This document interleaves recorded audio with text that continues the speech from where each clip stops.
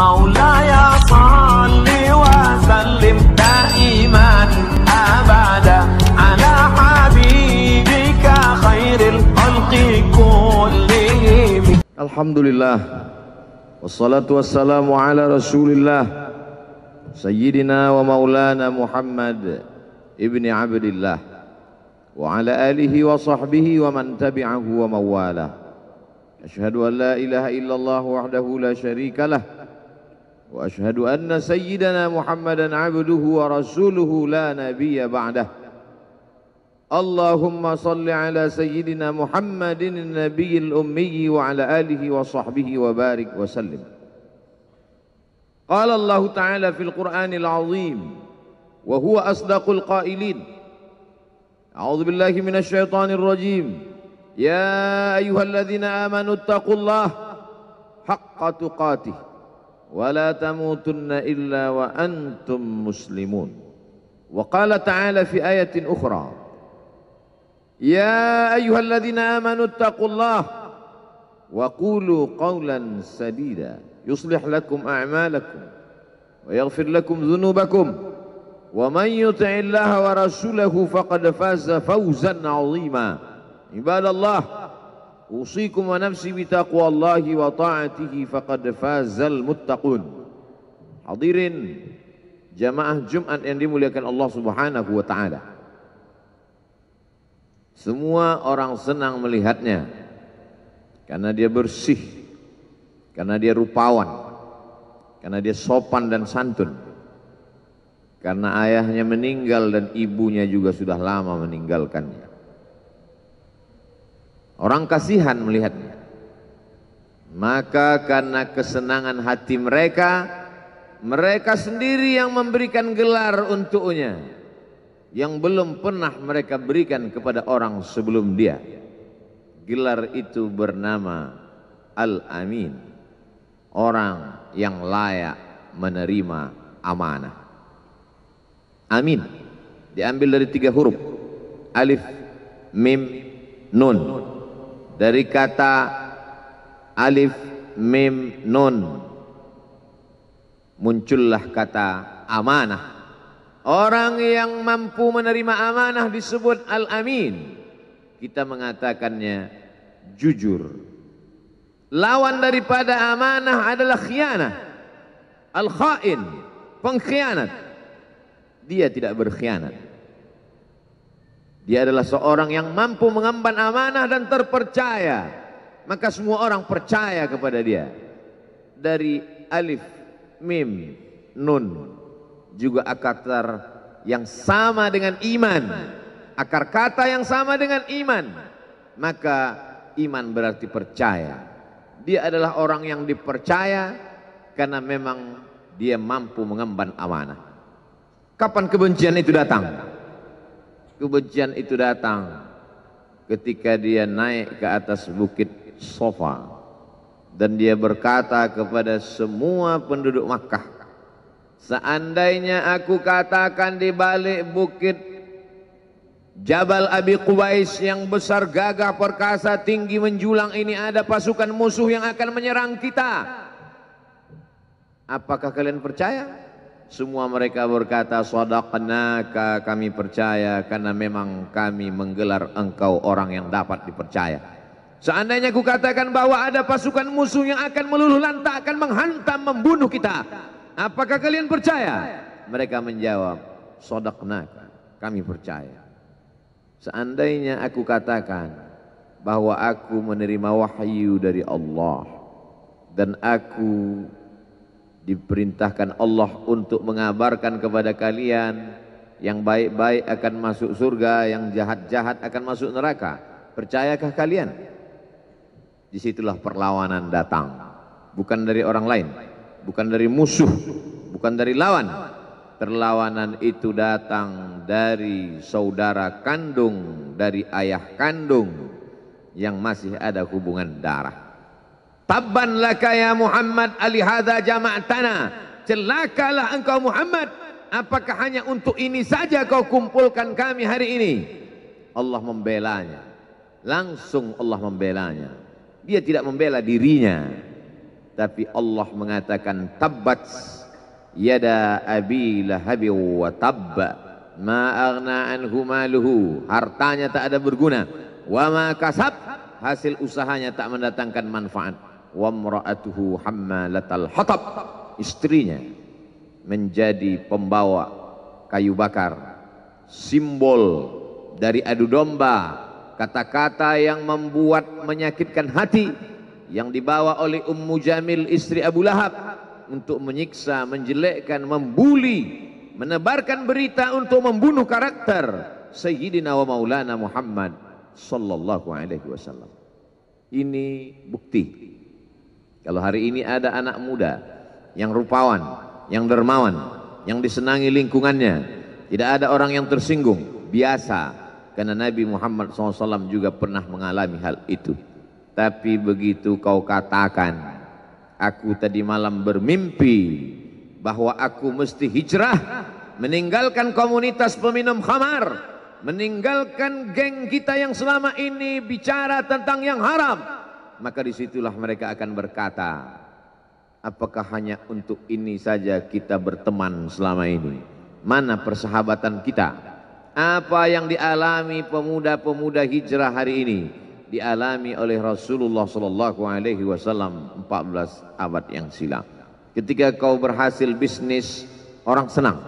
Ketika kau berhasil membina rumah tangga, tidak ada orang yang tersakiti.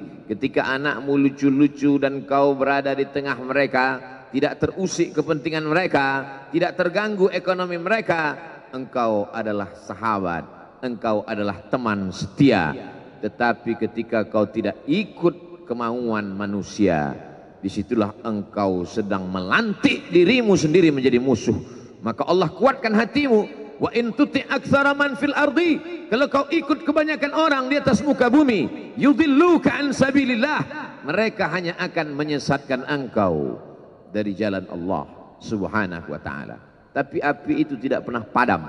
Kalau dia padam, maka berakhirlah dakwah Islam. Dia terus bergelora, dia terus menyala, dia terus membakar kemunafikan, membakar kemusyrikan, sampai akhirnya embargo pun tiba.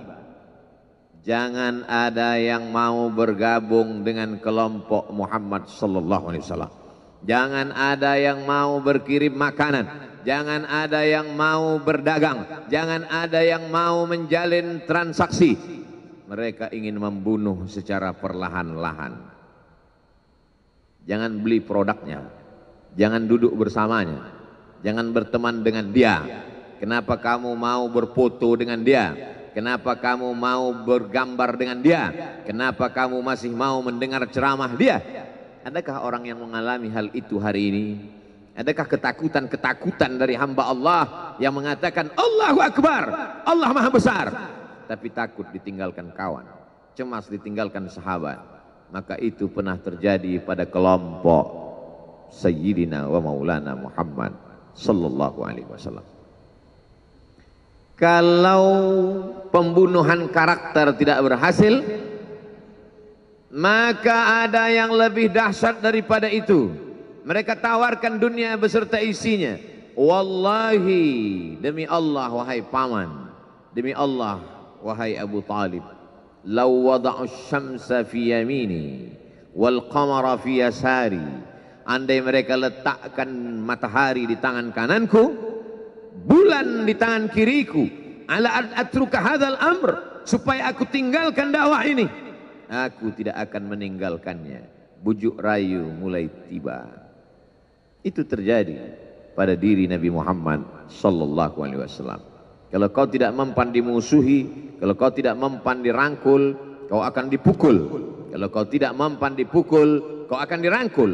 Berbagai macam cara, dari mulai yang paling keras sampai yang paling lembut, dari mulai yang paling lembut sampai yang paling keras, sampai akhirnya tempat bergantung itu hilang, lenyap, musnah. Ada dua tempat bergantung, saudara kandung ayah Abu Talib. Mereka tidak mengusiknya karena dia keponakan Abu Talib. Abu Talib anak Abdul Muttalib, Abdul Muttalib anak Hashim, Hashim anak Abdi Manaf, Abdi Manaf anak Qusay, Qusaylah pendiri Darun Nadwah. Mereka keturunan darah mulia dari Adnan. Adnan menerima tetesan darah dari Ismail. Ismail anak kandung Ibrahim alaihissalam. Jangan ganggu dia, karena dia keponakan Abu Talib. Masih ada backing, tapi Allah ingin agar hati itu tidak bergantung kepada manusia. Dia buat Abu Talib meninggal dunia, masih ada lagi tempat bergantung. Dia yang dulu ketika kedinginan datang, dia yang menyelimuti. Yang dulu ketika ketakutan datang, dia yang menenangkan. Dia datang menemui Waraqah ibnu Naufal. Waraqah berkata, Namus, malaikat yang pernah datang kepada Ibrahim, yang pernah datang kepada Musa, yang pernah datang kepada Isa, sekarang dia datang kepada suamimu. Katakanlah, jangan takut, jangan cemas. Kalau nanti sampai masanya dia akan diusir dari kampung halamannya, aku orang pertama yang akan membelanya. Karena begitu yang kutemukan dalam kitab-kitab suci yang kubaca, kata Waraqah bin Naufal. Hari itu juga tempat bergantung itu patah. Khadijah menghadap Allah subhanahu wa ta'ala. Tak lagi ada makhluk tempat bergantung. Tak ada lagi ranting tempat berhinggap. Tak ada lagi batang kayu tempat berpegang. Allah ingin agar engkau berserah hanya kepada Dia saja. Tidak ada makhluk. Bersandar kepada makhluk akan kecewa. Bersandar pada kayu yang rindang akan tumbang. Bersandar kepada benda akan binasa. Bersandar kepada sahabat akan berubah menjadi musuh. Bersandarlah kepada Dia, Hayyun maha hidup, la yamut, Dia tak pernah mati. Bersandarlah kepada Dia, Al-Aziz yang maha perkasa, Al-Jabbar yang maha berkuasa. Itu yang diinginkan Allah dari sosok Sayyidina wa Maulana Muhammad sallallahu alaihi wasallam. Dia pergi, sengaja dia pergi berjalan kaki, karena kalau dia pergi menunggang unta, mereka sudah mengintai. Dia pasti lari, dia akan pergi ke tempat yang jauh. Sengaja dia pergi berjalan kaki. Lalu kemudian dia pun sampai ke suatu tempat. Dia berharap mereka adalah orang-orang yang lembut akan yang menerimanya, tapi dia tidak diterima dengan tala'al badru alaina. Dia tidak diterima sebagai ahlan wasahlan. Ahlan, keluarga, kau datang kami sambut sebagai keluarga. Sahlan, mudah, kau datang urusanmu mudah. Ahlan wasahlan. Tapi dia tidak dianggap sebagai keluarga. Dia tidak dianggap sebagai sahlan. Dia dianggap sebagai musuh. Dia dilempar dengan batu, dia dilempar dengan kayu, dia dilempar dengan tulang onta. Apa yang dia lakukan? Dia bersembunyi di balik bukit. Dia angkat kedua tangannya. Ilaika ashku dha'fa quwwati. Kepada engkau saja aku mengadukan kelemahanku. Wa qillata hilati, ketidakberdayaanku. Wa hawani bainan nas, aku hina di tengah mereka. Kalau dulu aku ada tempat bergantung, ada tempat bersandar, ada tempat mengadu, hari ini hanya engkau saja ya Allah. Datanglah malakul jibal, malaikat penjaga segala bukit di atas dunia. Kau tunjuk mana bukit yang paling besar ya Muhammad, akan kutimpakan kepada mereka.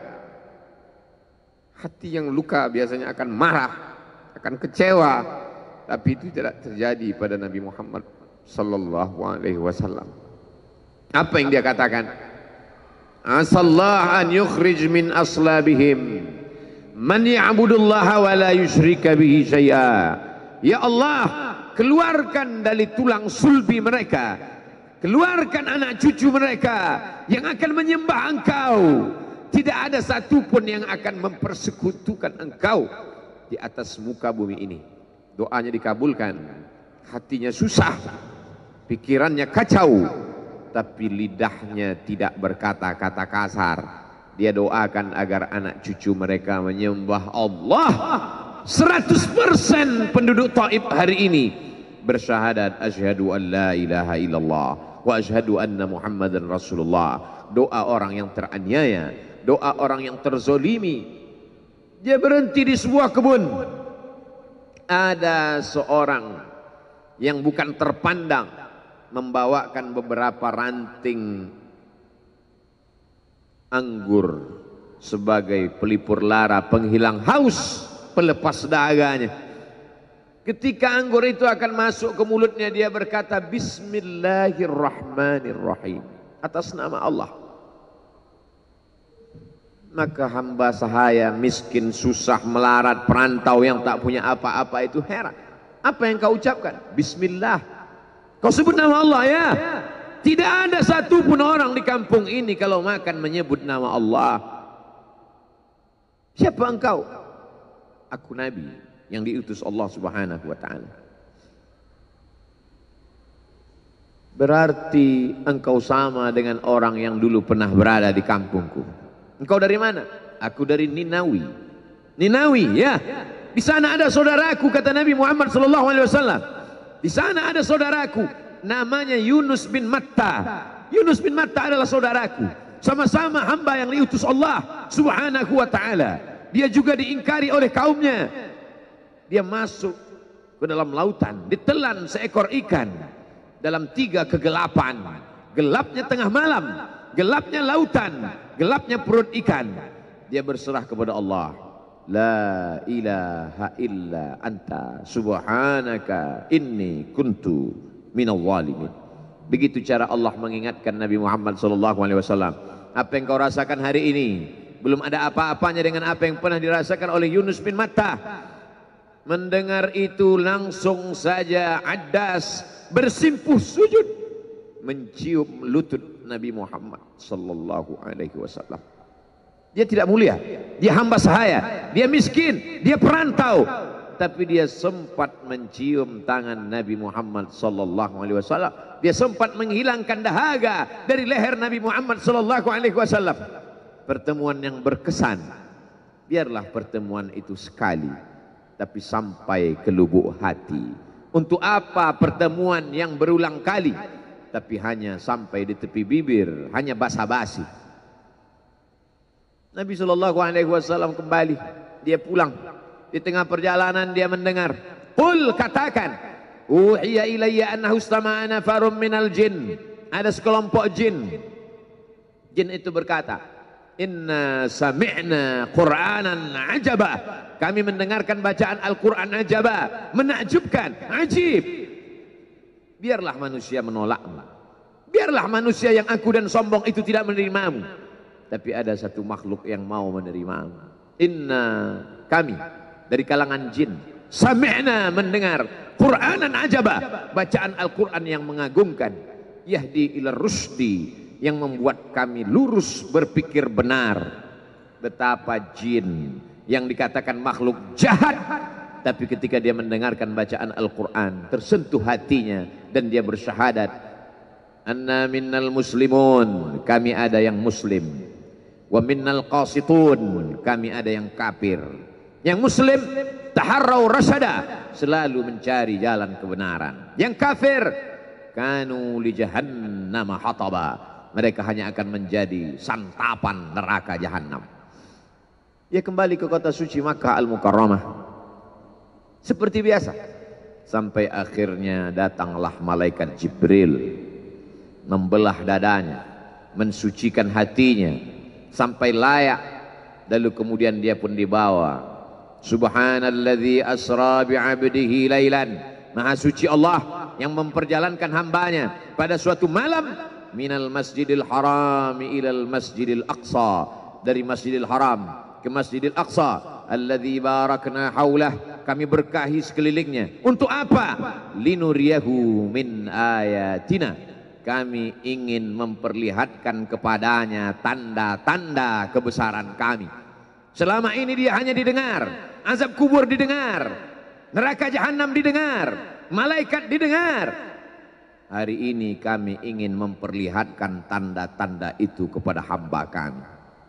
Jangan bersedih ketika kau didustakan. Jangan bersedih ketika kau dibunuh karaktermu. Jangan berduka cita ketika tidak ada manusia yang menerimamu. Karena sesungguhnya itu hanyalah cara Allah menguatkan hatimu, karena dia ingin mengangkat derajatmu, menempatkan di tempat yang terpuji, memperlihatkanmu sesuatu yang tidak pernah dia perlihatkan kepada manusia yang lain.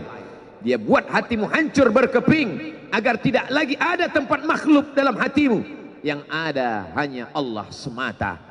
Ma fi qalbi ghairullah, Pada saat itu mentalmu sudah kuat, layaklah engkau berada di tempat yang terpuji.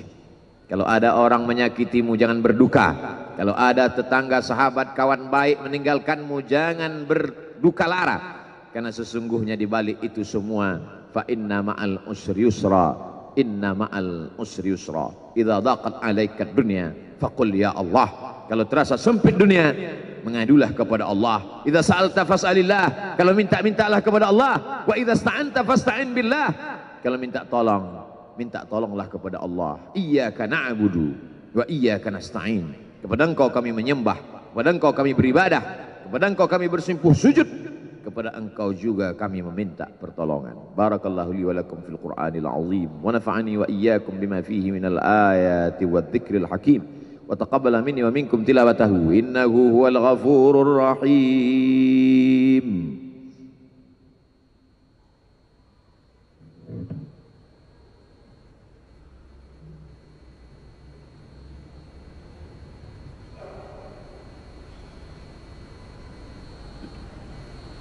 Alhamdulillahilladzi bi ni'matihi tatimmus shalihat.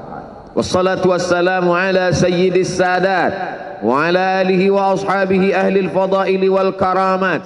Asyhadu an la ilaha illallah wahdahu la syarika lah wa asyhadu anna sayyidana Muhammadan abduhu wa rasuluh wa safiyyuhu min khalqihi wa khaliluh. Addal amanah wa ballagha ar-risalah wa nasaha lil ummah wa tarakana 'ala al-mahajjatil bayda lailuha kanahariha. Asyhadu an la ilaha illallah wahdahu la syarikalah. Allahumma salli ala sayyidina Muhammadin an-nabiyil ummi wa ala alihi wa sahbihi wa barik wa sallim. Qala Allah ta'ala fil Qur'anil 'azim wa huwa asdaqul qailin. A'udzu billahi minasy syaithanir rajim.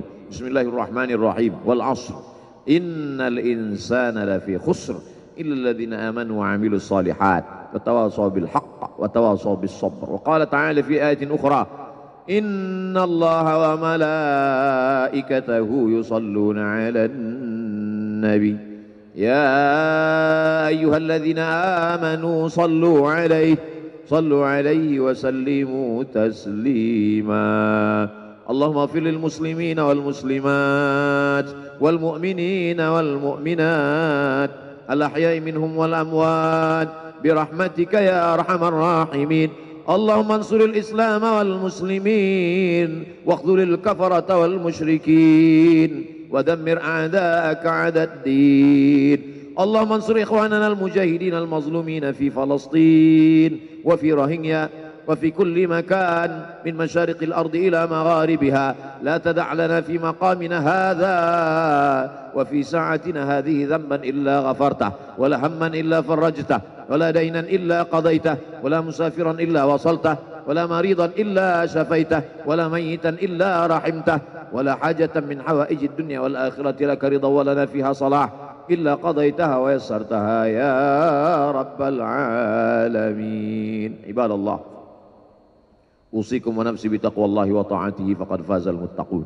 إن الله يأمر بالعدل والإحسان وإيتاء ذي القربى وينهى عن الفحشاء والمنكر والبغي يعظكم لعلكم تذكرون. فاذكروا الله العظيم يذكركم واسألوه من فضله يعطكم ولذكر الله أكبر والله يعلم ما تصنعون. أقم الصلاة. مولاي صل